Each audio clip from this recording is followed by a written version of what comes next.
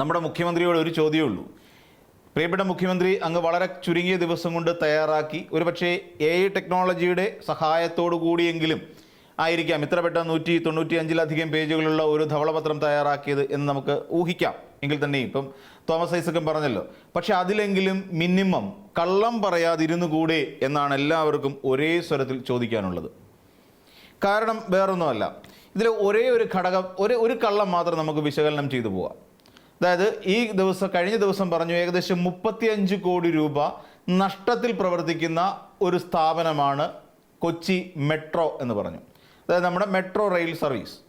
മെട്രോയെ സംബന്ധിച്ചിടത്തോളം നമുക്ക് കൊച്ചിക്കാരെ സംബന്ധിച്ചിട്ടാണെങ്കിലും അതല്ല കേരളത്തിലുള്ള മുഴുവൻ ആളുകളെ സംബന്ധിച്ചിടത്തോളം ഒരു ആശ്വാസം നൽകുന്ന ഒന്ന് തന്നെയാണ്. എന്തുകൊണ്ടാണെന്ന് ചോദിച്ചാൽ, കൊച്ചിയിൽ ഇറങ്ങിക്കഴിഞ്ഞാൽ എല്ലാ ഭാഗങ്ങളിലേക്കും നമുക്ക് വളരെ എളുപ്പത്തിൽ യാത്ര ചെയ്യാൻ കഴിയുന്ന ഒരു യാത്രാ സംവിധാനം തന്നെയാണ് മെട്രോ റെയിൽ പദ്ധതി എന്ന് പറഞ്ഞാൽ.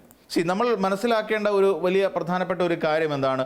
ഒരു കാര്യം നഷ്ടത്തിൽ ഓടുക എന്ന് പറഞ്ഞാൽ അതൊരു പൊതുമേഖലാ സ്ഥാപനമാണ് എന്ന് നമുക്കറിയാം. കൊച്ചി മെട്രോ, ഈ കൊച്ചി മെട്രോ നഷ്ടത്തിൽ ഓടുന്നു എന്ന് പറയുന്നു. ഇപ്പം നഷ്ടം എങ്ങനെയാണ് കണക്കാക്കുന്നത്?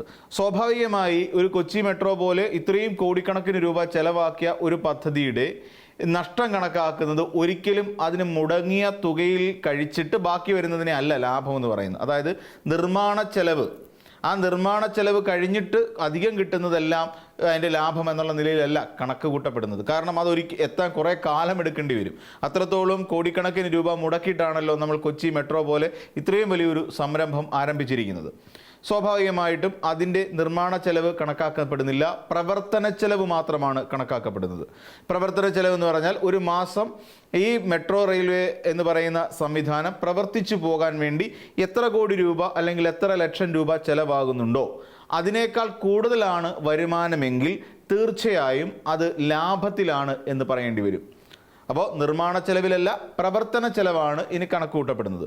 ഈ പ്രവർത്തന ചെലവിനേക്കാൾ ലാഭത്തിൽ ഓടിക്കൊണ്ടിരിക്കുന്ന ഒരു മെട്രോ റെയിൽ പദ്ധതി എന്ന് പറയുന്ന ഒന്നിനെ 35 കോടി രൂപ നഷ്ടത്തിലാക്കി തീർക്കാൻ VD സതീശൻ നടത്തിയ, നമ്മുടെ മുഖ്യമന്ത്രി നടത്തിയ ധവളപത്രത്തിനെ കൊണ്ട് കഴിഞ്ഞു എന്നുള്ളതാണ്.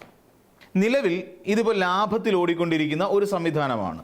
മുൻ വർഷം, അതായത് 2023-24 സാമ്പത്തിക വർഷത്തിൽ നേടിയ 22 ചില്ലറ, അതായത് 22 കോടി രൂപയേക്കാൾ 10 കോടിയോളം രൂപ അധികമാണ് ഈ കഴിഞ്ഞ 24-25 സാമ്പത്തിക വർഷത്തിൽ മെട്രോയ്ക്ക് നേടാൻ കഴിഞ്ഞത്, നേടിയത് എന്ന് പറയും.